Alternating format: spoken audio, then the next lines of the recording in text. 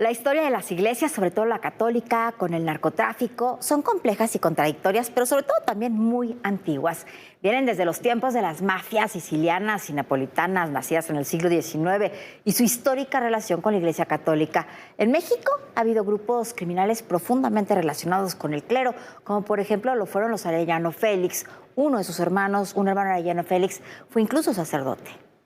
Los Arellano Félix fueron responsables del asesinato involuntario, porque en realidad al que querían matar era el Chapo Guzmán, del cardenal Posadas Ocampo. Pero así todo fueron recibidos en la Nunciatura Apostólica y fueron ellos los que financiaron la construcción del Seminario del Río en Tijuana. Son parte de una historia que se ha repetido una y otra vez hasta el día de hoy y que solo ha sido vulnerada por la mayor firmeza en el tema del Papa Francisco y por los crímenes cometidos contra sacerdotes, como el de los jesuitas muertos en la Sierra Tarahumara.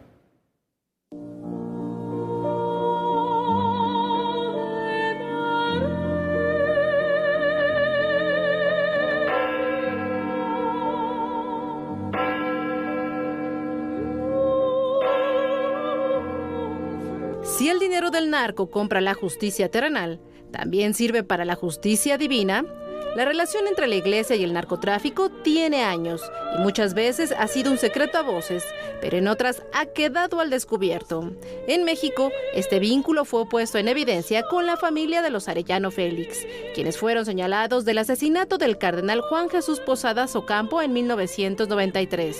Era el 23 de mayo de ese año, cuando el líder católico acudió a la terminal aérea del Aeropuerto Internacional en Guadalajara para recoger al entonces nuncio apostólico Jerónimo Prigione. A las 15:40 horas todo se salió de control. Primero se escuchó una ráfaga de disparos en el estacionamiento y luego se detectaron 7 cuerpos. Uno de ellos era el cardenal Posadas Ocampo, quien estaba dentro de un gran marquís blanco. El 29 de mayo de ese año, al presentar sus primeras conclusiones, las autoridades informaron que en el estacionamiento del aeropuerto se había desatado una balacera entre los cárteles de Sinaloa y de los Arellano Félix. Los segundos habrían intentado matar a Joaquín el Chapo Guzmán, a quien presuntamente confundieron con el cardenal por llevar el mismo auto. La versión oficial: el arzobispo de Guadalajara había muerto en un fuego cruzado. Han pasado más de 30 años y hasta el momento no hay detenidos. Los Arellano quedaron absueltos por parte de la iglesia, pues se dio a conocer que el padre Gerardo Montaño Rubio, entonces director del Seminario del Río en Tijuana, creó una fe de bautizo falsa para ofrecerles una coartada a los hermanos Benjamín y Ramón Arellano Félix. Y así, argumentar que el día del ataque a Posadas Ocampo no estaban en Guadalajara, sino como padrinos en Tijuana. Pese a que se descubrió desde un primer momento que era mentira, el documento fue falsificado. El mismo padre Montaño fue quien meses después llevó personalmente a los Arellano Félix a la Nunciatura Apostólica en el entonces Distrito Federal, a 2 reuniones con el nuncio Girolamo Prigione. Montaño, quien fue ordenado por Jesús Posadas Ocampo, siempre sirvió de enlace entre el cártel de los Arellano Félix y la alta jerarquía de la Iglesia Católica. Esta relación estaba consolidada desde antes, con el financiamiento que hicieron los Arellano del Seminario del Río en Tijuana. Y los Arellano no son los únicos que tenían de su lado a un líder regional católico. El 20 de mayo de 2007, en una crónica publicada por el periódico Contraseña de Mexicali, se dio a conocer que el obispo de Mexicali, Monseñor José Isidro Guerrero Macías, mejor conocido como el Padre Chilo, y quien fue rector del seminario de Culiacán, confesó que era amigo del Chapo Guzmán y que incluso le había bautizado niños. En 2010, en Pachuca, Hidalgo, la Fiscalía inició una investigación por presunto lavado de dinero en la construcción de una capilla, al hacerse público que en una placa del templo se agradecía la donación del narcotraficante Heriberto Lascano. El Lasca era líder de los Zetas y fue abatido a la edad de 38 años durante un enfrentamiento con elementos de la Secretaría de la Marina el 7 de octubre de 2012 en el poblado de Progreso, Coahuila, y su cadáver desapareció de manera misteriosa. Para 2017, pobladores del municipio de Quechultenango, en Guerrero, le regalaron al obispo Rangel Mendoza un báculo y pectoral de plata tras oficiar una misa. En ese momento, indicó que no le estaban haciendo un regalo al obispo, sino a Dios. Quechultenango es el centro de operaciones de los ardillos, liderado por los hermanos Iván, Antonio y Celso Ortega Jiménez. Desde 2011 han extendido su presencia en 11 municipios, incluido Chilpancingo.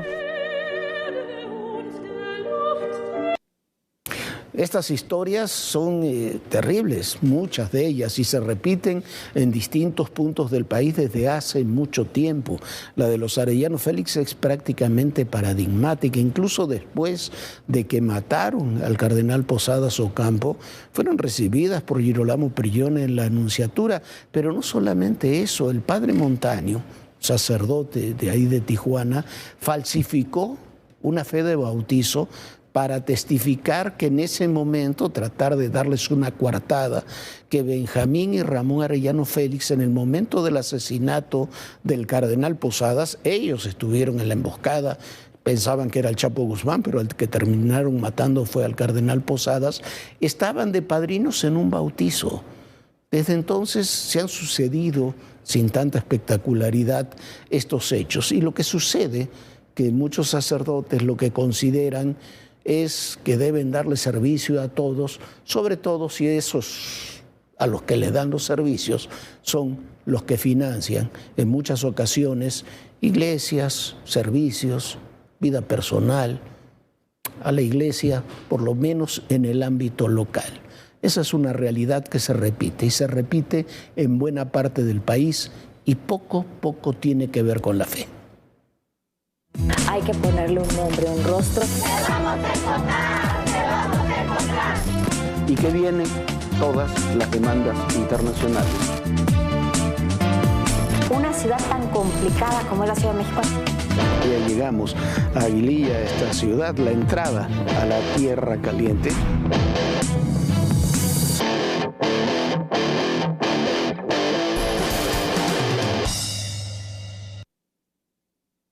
Ayer, un médico mexicano fue secuestrado por fuerzas rebeldes en Chad.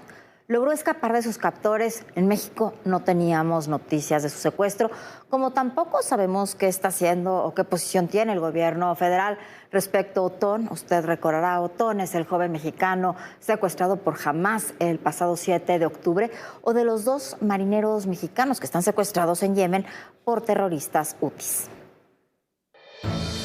El pasado viernes 9 de febrero, 2 hombres armados secuestraron al médico mexicano Juan Carlos Salgado Ortiz y a su colega voluntaria, la médica polaca Alexandra.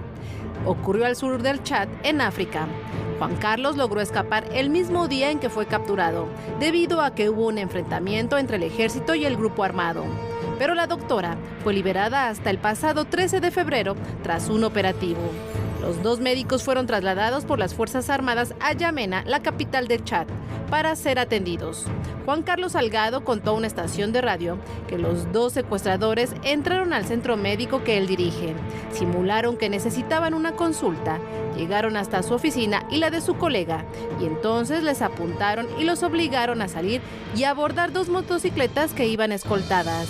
Juan Carlos tiene 54 años y lo llaman hermano en la comunidad africana donde ayuda, ya que forma parte de los misioneros combonianos del Corazón de Jesús, una congregación religiosa católica que cuenta con más de 150 años y que tiene 3.500 integrantes en 41 países, principalmente en comunidades abandonadas. En el Chad, este tipo de raptos son comunes, ya que los grupos armados suelen llevarse a sus rehenes a países vecinos y desde ahí pedir dinero a cambio de su liberación. Actualmente existen 20 grupos rebeldes quienes están en contra del presidente interino Mahamat, quien tomó el cargo de su padre en 2021 tras ser asesinado en un enfrentamiento contra estos grupos. El médico Juan Carlos ya se encuentra a salvo, pero hay otros mexicanos que permanecen cautivos. Entre ellos Arturo Zacarías Mesa y Manuel Rolón Hernández, los 2 marinos que iban a bordo del buque carguero Galaxy, que fue interceptado en el Mar Rojo el 19 de noviembre del año pasado. Los responsables son rebeldes hutíes de Yemen, apoyados por el gobierno de Irán, quienes capturaron a los 25 tripulantes del buque. Se sabe que el barco era operado por un grupo japonés, pero el propietario era israelí.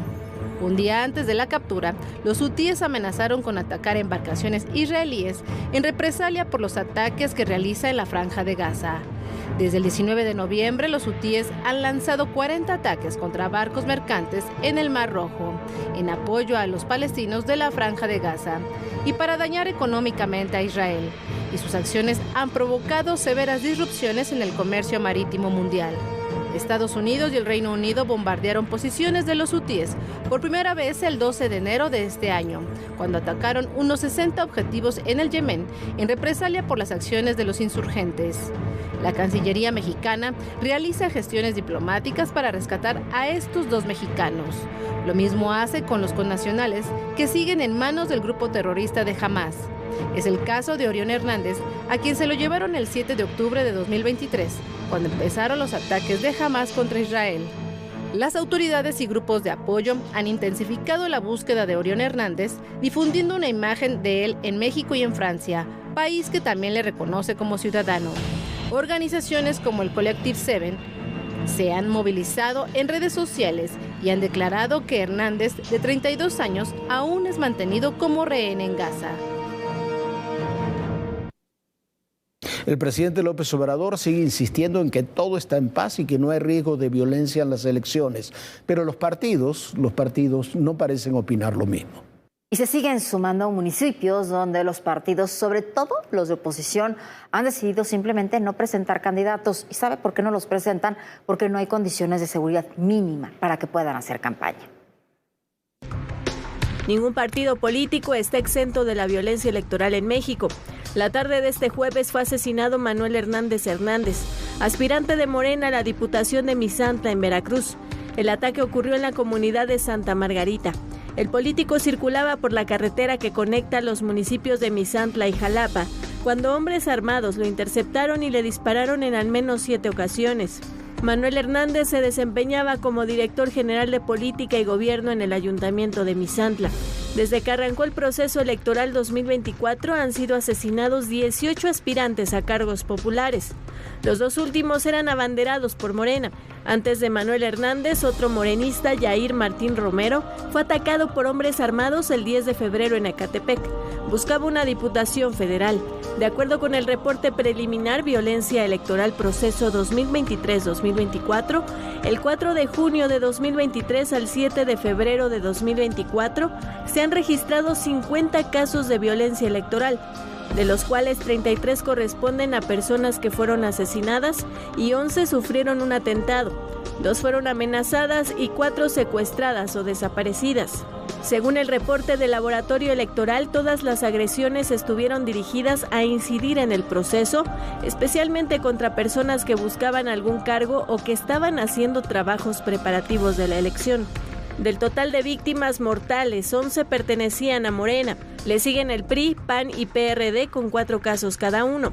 Los estados donde se han registrado mayor número de agresiones son Guerrero, Michoacán, Puebla, la Ciudad de México, Chiapas, Colima, el Estado de México, Guanajuato, Jalisco, Morelos y Veracruz. De acuerdo con el análisis Elecciones 2024, los riesgos de la violencia político-electoral, elaborado por Citibanamex, hay una alta probabilidad de que el crimen organizado intervenga en las elecciones. A pesar de la violencia en torno al proceso electoral, el presidente López Obrador reiteró que en el país hay gobernabilidad y que no hay riesgo para un buen término de las elecciones.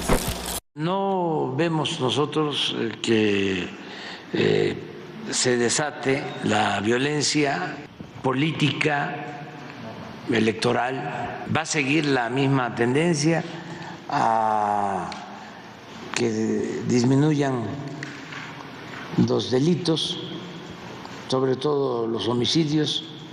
Antes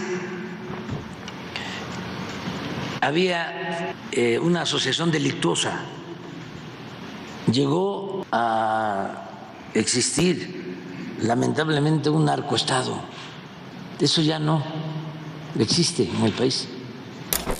Ante la violencia en varias regiones, Movimiento Ciudadano decidió no postular candidatos en al menos 20 municipios con alta incidencia delictiva.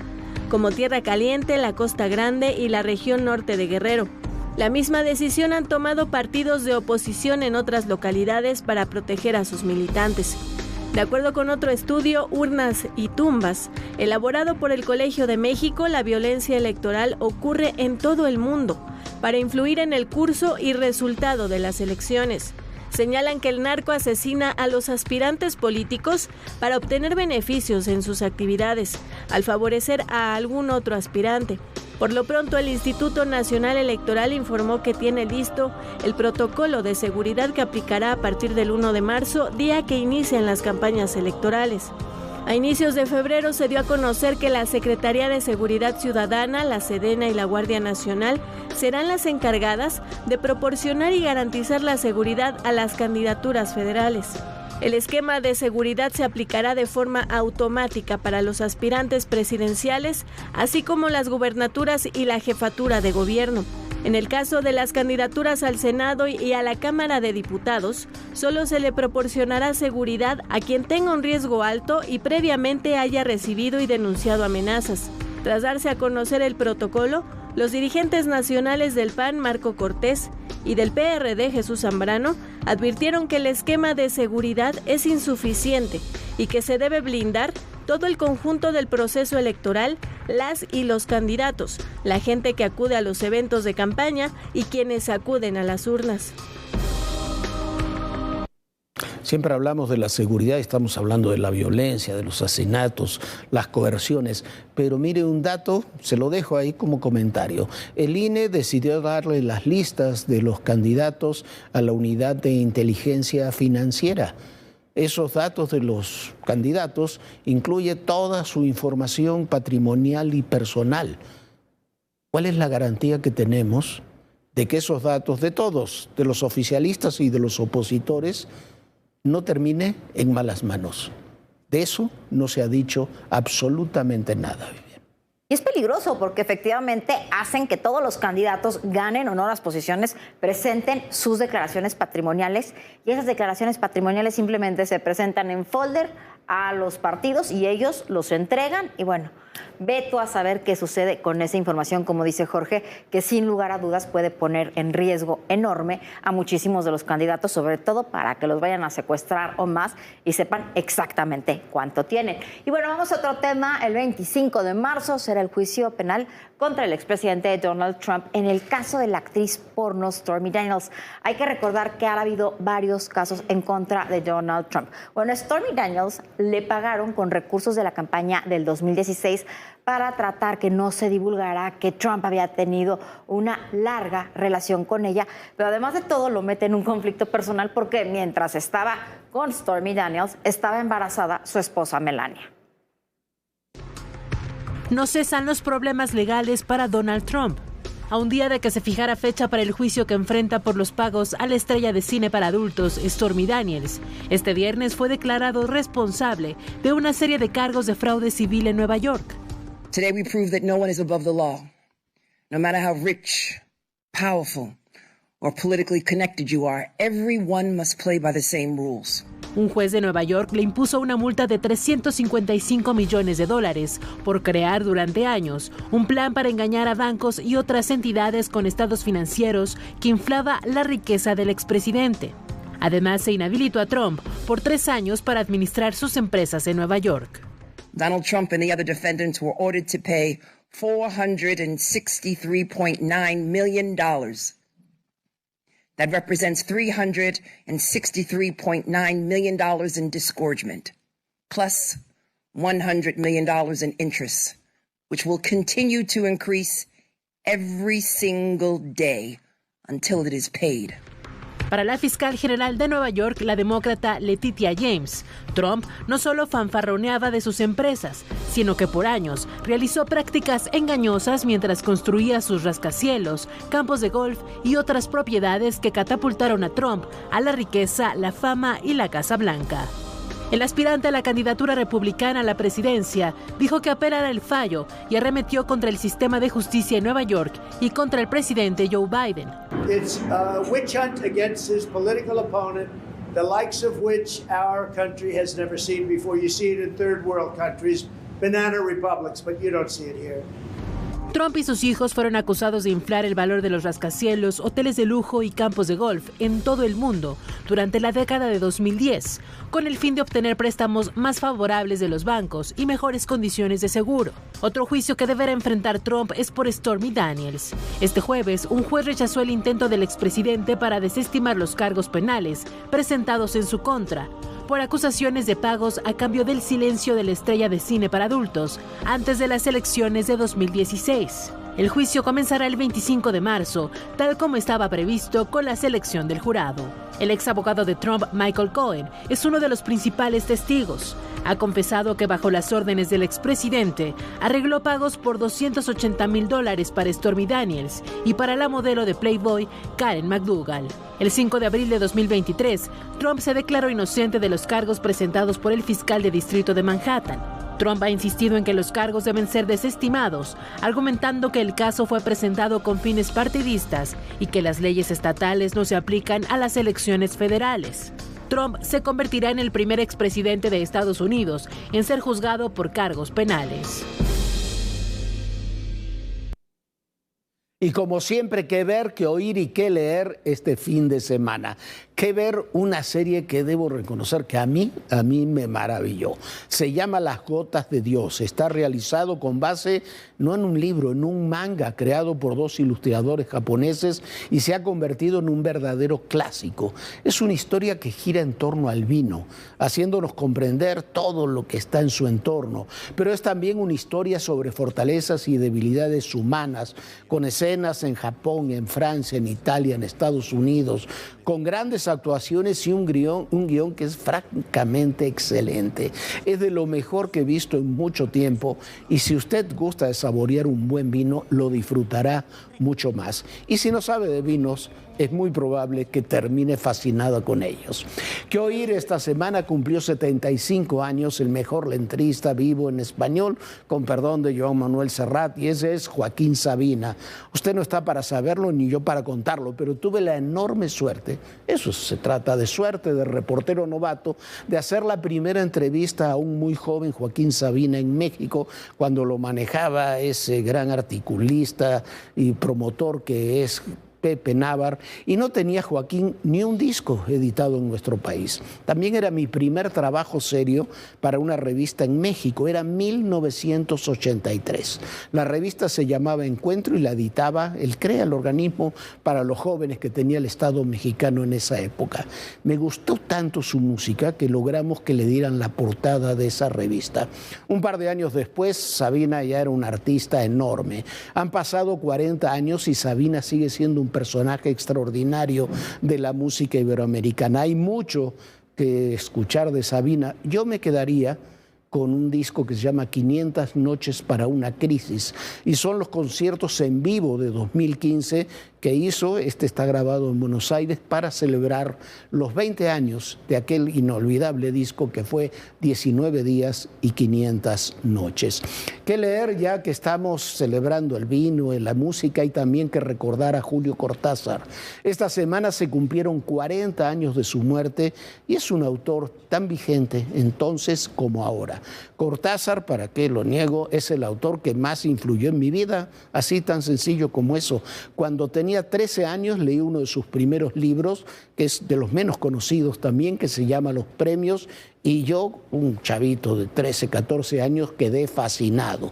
Cuando 2 o 3 años después descubrí su gran novela, que es Rayuela, se convirtió en mi libro de cabecera durante años y hasta el día de hoy uno queda encandilado con su descripción de las calles de París y de su historia de amor con un personaje fantástico, una mujer a la que le dicen la maga. Cuando mis hijos llegaron a la adolescencia, siempre les he regalado a Rayuela y también a amigos y amigas que no conocían ese libro. Me parece uno de los mejores, para mí el mejor libro de esa explosión literaria que fue el boom latinoamericano de los años 60. Cortázar es un escritor inolvidable. Así que tenemos este fin de semana pura nostalgia. Vino, Sabina y Cortázar viven. todo lo que te gusta, Jorge. Así que ahí está. Sí, hágale caso a esas recomendaciones, sin lugar a dudas, es lo que más le gusta. Incluso la editorial de Jorge se llama Rayuela. ¿Por qué? Por este libro de Cortázar. Nosotros ya nos vamos. Muchísimas gracias por habernos acompañado. Que tenga un gran fin de semana. Y por supuesto, puede visitar nuestras redes sociales, ver ahí todos los contenidos que aparecen de todo personal, reportajes especiales y a todos estos lugares complicados a donde hemos ido. Ahí lo puede ver. Que tenga un gran fin de semana y por supuesto lo vemos aquí el próximo lunes a las 11 de la noche. Sueñe bonito. Bonita noche, Jorge. Muy bonita noche, Viviana, y recuerden, en el poder y en la política todo, pero absolutamente todo es personal. Gracias.